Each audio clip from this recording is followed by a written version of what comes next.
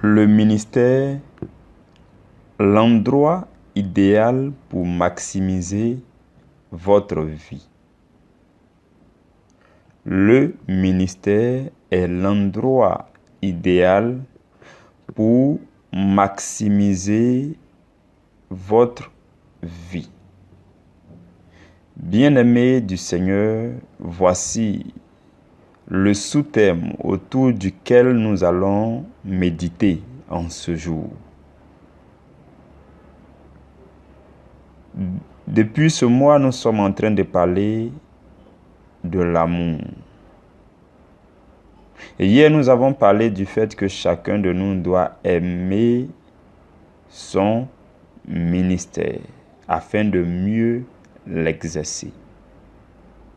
Et aujourd'hui, nous parlons du fait que le ministère dans lequel Dieu nous a mis est l'endroit le plus adéquat pour maximiser ou optimiser notre vie. Que veut dire maximiser votre vie? Maximiser votre vie veut dire que au soir de votre vie terrestre, lorsque Dieu fera un bilan de vos résultats, vous aurez produit le maximum de fruits. Maximiser votre vie fait allusion à ce verset où Jésus dit que celui qui porte du fruit, le Père va venir l'émonder afin qu'il porte de plus en plus de fruits. Maximiser votre vie me fait penser à ce serviteur qui avait reçu 5 talents et qui s'est arrangé pour les porter au maximum.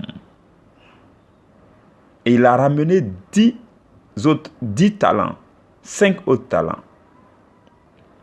Maximiser votre vie, c'est porter beaucoup de fruits, comme Dieu l'attend de vous lorsqu'il vous a semé sur la terre. Lorsque vous créez une entreprise et que vous faites vos estimations en termes de profit, en termes de chiffre d'affaires, parfois vous évaluez également le profit maximum, le chiffre d'affaires maximum, le bénéfice maximum. C'est-à-dire, si tout va bien, s'il n'y a pas d'empêchement, d'obstacle, s'il n'y a pas de crise, s'il n'y a pas de trouble, vous évaluez ce que vous pouvez gagner au cas où il n'y a aucun trouble. C'est ça le profit maximal. Lorsque Dieu vous envoyait sur la terre, lorsque Dieu vous a créé, il a aussi fait cette évaluation et il désire recevoir en retour de votre vie d'abondants fruits. Le Seigneur s'attend à ce qu'on produise beaucoup de fruits. Frères et sœurs, voici ce que nous appelons en ce matin maximiser votre vie. Maximiser votre vie, c'est vivre de sorte à porter beaucoup de fruits dans le Seigneur. Et nous le savons tous, ce qui importe plus au Seigneur, c'est le salut des âmes. C'est la raison pour laquelle l'environnement dans lequel vous vivez, Dieu a mis dans cet environnement des âmes à gagner à lui.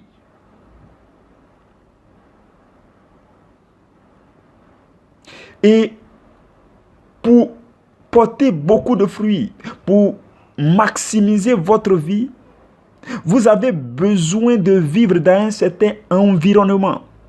Il y a un chemin que le Seigneur a tracé pour chacun de nous. Un chemin qui mène à la vie éternelle. Un chemin sur lequel nous devons marcher jusqu'à la fin de notre vie terrestre. Si vous êtes sur ce chemin, alors vous êtes dans votre ministère.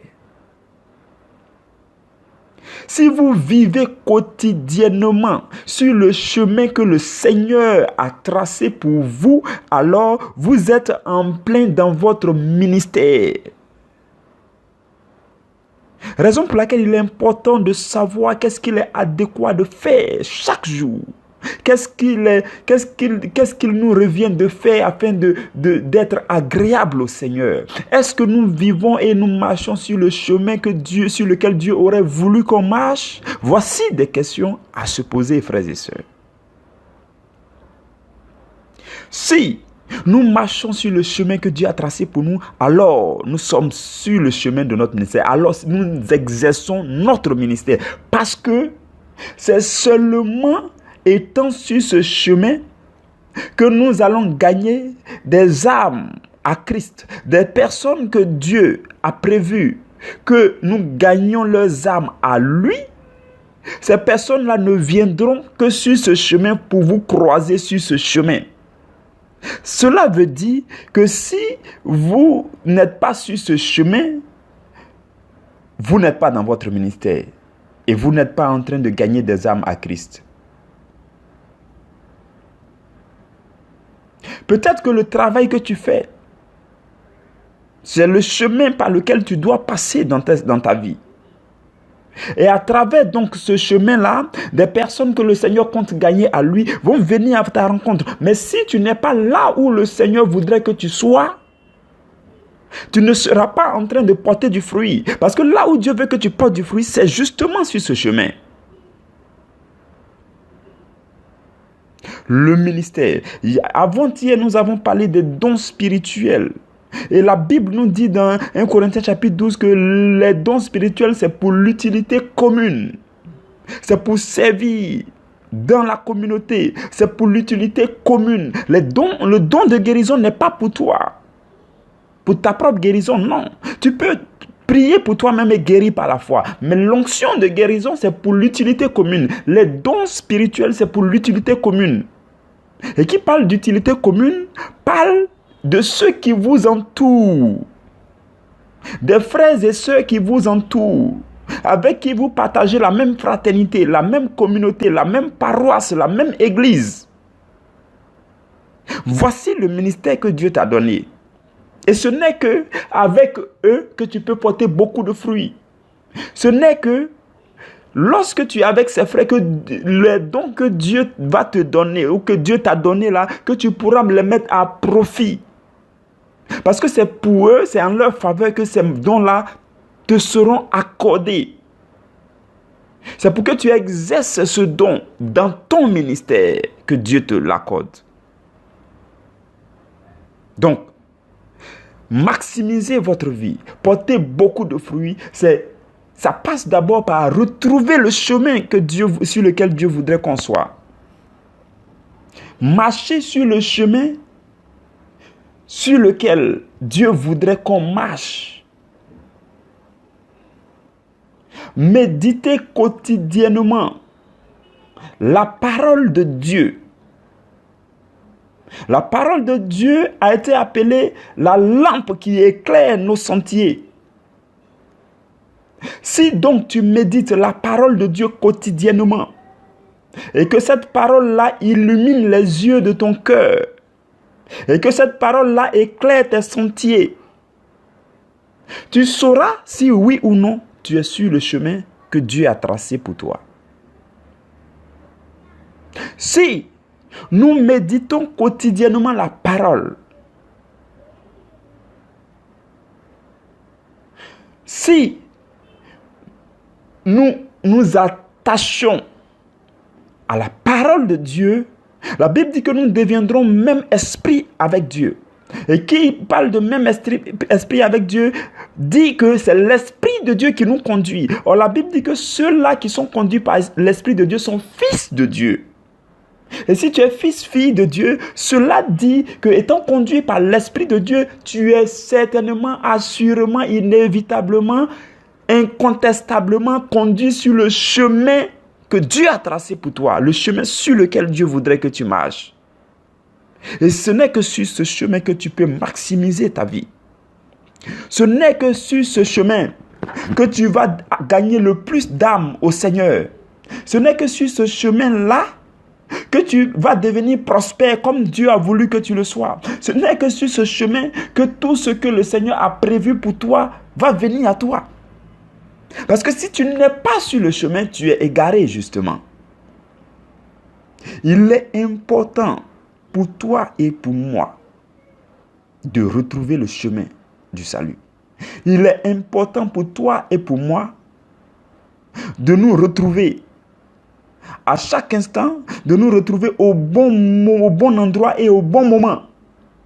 De rechercher le bon endroit et de nous y trouver au bon moment. Il est important pour toi et pour moi de marcher sur le chemin que Dieu a tracé pour nous, de marcher, d'exercer notre ministère. Parce que c'est là que Dieu a prévu qu'on porte beaucoup de fruits. C'est comme quelqu'un que Dieu a prévu qu'il soit une grande femme d'affaires. Une femme d'affaires internationale. C'est en exerçant ce travail de femme d'affaires internationale qu'elle sera en train d'exercer son ministère. Et c'est en exerçant ce travail de femme d'affaires internationale qu'elle pourra gagner le maximum d'âmes à Jésus-Christ. Parce que justement, ceux que Dieu veut gagner à travers sa vie-là vont venir sur ce chemin-là. Ce sont des personnes qu'elle va croiser dans les aéroports, dans les avions. C'est justement ces personnes-là que Dieu a prévu gagner à travers sa vie, à travers son ministère. Si donc elle n'est pas dans son ministère, imaginez-vous quelle grosse perte. Imaginez-vous les âmes qui sont en train d'errer, de continuer dans l'égarement parce que quelqu'un n'est pas dans son ministère. Parce que Dieu, ayant prévu qu'elle soit commerçante, femme d'affaires, homme d'affaires, il s'est retrouvé à faire autre chose. Et ce que Dieu avait prévu gagner à travers sa vie, s'il exerçait son ministère, ceux-là ne sont pas en train d'être gagnés, mais lui, il est en train de se balader ailleurs.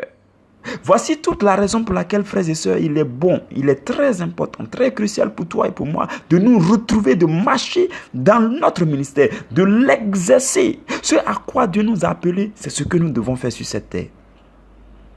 Peut-être que tu es appelé à parler de l'évangile. Et ce n'est que lorsque tu parles de l'évangile que les gens t'écoutent et que les gens croient en Jésus-Christ et acceptent Jésus comme le Seigneur et Sauveur. Voici ton ministère. Alors engage-toi dans ton ministère et remplis ton ministère. Peut-être que tu as été appelé à travailler, à être un directeur général ou bien une directrice générale quelque part. Peut-être que c'est là le ministère que Dieu a prévu pour toi. Parce que justement, c'est quand tu seras directrice que tous ceux qui sont dans l'entreprise là vont connaître Christ.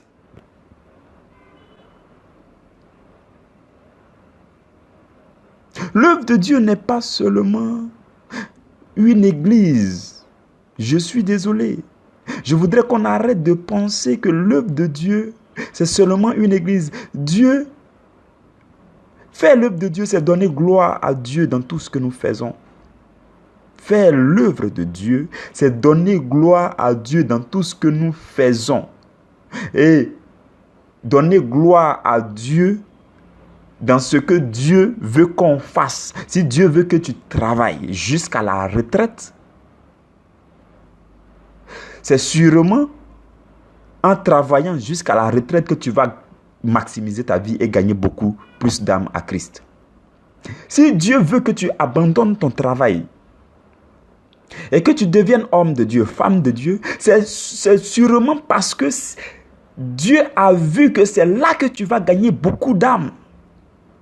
Si alors Dieu veut que tu sois une femme au foyer, une bonne femme vertueuse pour ton mari, c'est sûrement parce que c'est en étant une femme vertueuse que tu vas gagner beaucoup d'âmes au Seigneur. Si Dieu veut que tu sois infirmière, c'est parce qu'en étant infirmière, tu vas gagner beaucoup d'âmes au Seigneur. Si Dieu veut que tu sois serveuse, servante, c'est parce que, et justement, c'est en étant là, dans ce ministère-là, que tu vas gagner beaucoup d'âmes à Christ. Mais c'est tout un chemin. Tu peux être dans un tronçon, sur un trajet de ton ministère aujourd'hui et demain te retrouver sur un autre tronçon, ainsi de suite. Ce que je veux dire, c'est que tu peux commencer prédicateur et demain tu deviens docteur, après tu deviens apôtre, ou encore tu peux être servante aujourd'hui, demain tu deviens directrice d'une société, après tu deviens femme d'affaires. Tout ça, c'est le chemin de la vie. Mais sur le chemin de la vie, nous devons tout faire pour accomplir ce que Dieu voudrait qu'on accomplisse afin de maximiser notre vie, afin de gagner beaucoup plus d'âmes au Seigneur. Ce que tu sais faire et que tu fais en ce moment, si tu es convaincu dans le Seigneur que c'est ce que Dieu a voulu que tu fasses en ce moment précis, alors accomplis cela comme ton ministère. Accomplis cela dans le but de rendre gloire à Dieu, dans le but de gagner des âmes, des personnes, de tous ceux qui sont dans ton environnement actuel. Et si demain, après-demain, tu sens que le Seigneur t'appelle à autre chose, alors c'est à cette autre chose-là que le Seigneur voudra donc gagner beaucoup plus d'âmes encore à travers ta vie. La cadence n'est pas unique du début de la vie jusqu'à la fin de la vie.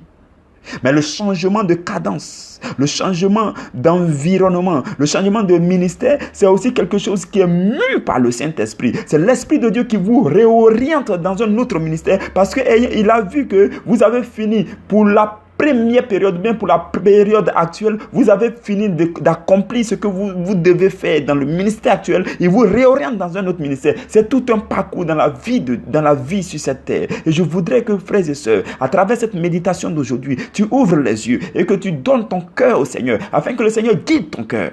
Afin que l'Esprit de Dieu guide ton cœur pour t'orienter là où tu dois gagner des âmes au Seigneur. Ce n'est pas toujours que c'est agréable. Ce n'est pas toujours que c'est la rose. Ce n'est pas toujours que c'est facile ou bien que c'est aisé. Ça peut être difficile. Mais au fond de votre cœur, l'Esprit de Dieu n'arrête pas de vous convaincre que c'est là que vous devez accomplir une mission avant de passer à une autre étape. Nous devons ouvrir les yeux. Identifier notre ministère dans la période présente. Accomplir ce ministère. Gagner le maximum d'âmes au Seigneur. Garder toujours les yeux ouverts pour voir vers quel autre environnement l'Esprit de Dieu va nous orienter. Commencer cette autre période avec amour. Accomplir cela et gagner le maximum d'âmes avant de passer à une autre période. Et ainsi de suite, frères et sœurs. Je vous bénis. Je bénis le nom de Dieu. Je prie que Dieu vous bénisse. Et moi-même, par la parole de grâce du Saint-Esprit qui sort de ma bouche, que le Seigneur vous bénisse et que Dieu vous établisse là où vous devez être. Et que Dieu fasse de vous des personnes qui portent beaucoup de fruits pour la gloire du Seigneur. Parce que quand vous allez porter beaucoup de fruits, le Seigneur va venir vous émonder, il va vous nettoyer, il va nettoyer tout ce qui est à côté de vous, et puis il va enlever tout ce qui est impureté, et puis il va vous émonder ainsi afin que vous portiez beaucoup plus de fruits. Mais n'oublions jamais la parole, la méditation de la parole, aller en profondeur. N'oubliez pas que Jésus a dit à Pierre, avance en pleine eau. Il dit, quitte le rivage, avance en pleine eau. Pierre dit, Seigneur, nous avons péché toute la nuit, nous n'avons rien gagné. Pierre était hors de son ministère. Pierre était en train de faire autre chose que ce que Jésus a voulu qu'il fasse.